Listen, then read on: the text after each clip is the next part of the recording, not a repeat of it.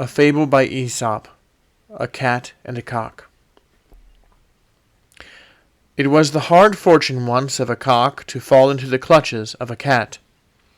Puss had a month's mind to be upon the bones of him, but was not willing to pick a quarrel, however, without some plausible colour for it. "Sirrah," says she, "what do you keep such a bawling and screaming o' nights for, that nobody can sleep near you?" "Alas," says the cock, "I never wake anybody, but when it is time for people to rise and go about their business." "Nay," says the cat, "and then there never was such an incestuous rascal. Why, you make no more conscience of lying with your own mother and your sisters." "In truth," says the cock again, "that's only to provide eggs for my master and mistress." "Come, come," says Puss, "without any more ado, 'tis time for me to go to breakfast, and cats don't live upon dialogues."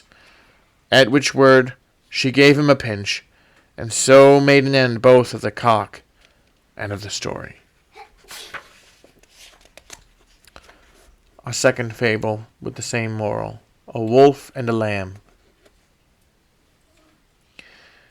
As a wolf was lapping at the head of a fountain, he spied a lamb paddling at the same time a good way off down the stream. The wolf had no sooner the prey in his eye, but away he runs open-mouthed to it. "Villain," says he, "how dare you lie muddling in the water that I am drinking?" "Indeed," says the poor lamb, "I did not think that my drinking here below could have fouled your water so far above." "Nay," says the other, "you'll never leave your chopping of logic till your skin's turned over your ears, as your father's was, a matter of 6 months ago, for prating at this saucy rate. You remember it full well, sirrah." "If you'll believe me, sir," quoth the innocent lamb, with fear and trembling, "I was not come into the world then." "Why, thou impudence!" cries the wolf, "hast thou neither shame nor conscience?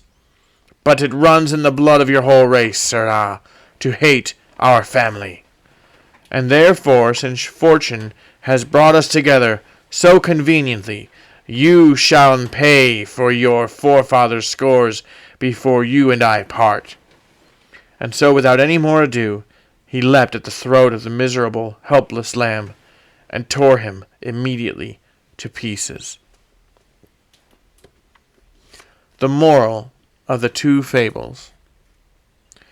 It's an easy matter to find a staff to beat a dog. Innocence is no protection against the arbitrary cruelty of a tyrannical power.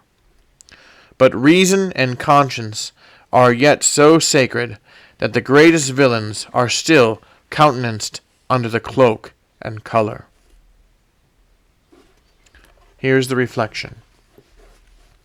Pride and cruelty never want a pretense to do mischief. The plea of not guilty goes for nothing against power, for accusing is proving, where malice and force are joined in the prosecution.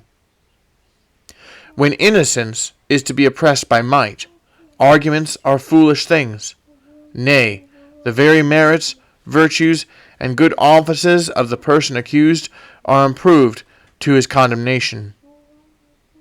As the industry and watchfulness of the cock here, in the calling of the people out of their beds to work when 'tis time to rise, is turned upon him as a crime.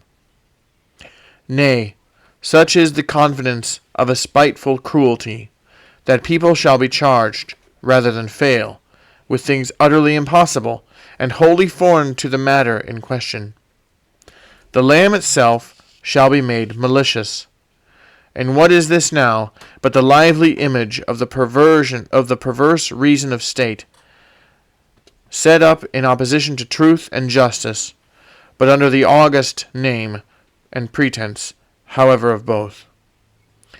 As loyalty for the purpose shall be called rebellion, and the exercise of the most necessary powers of government shall pass for tyranny and oppression, decency of religious worship shall be made superstition, tenderness of conscience shall be called fanaticism, singularity infection, and the very articles of the Christian faith shall be condemned for heresy.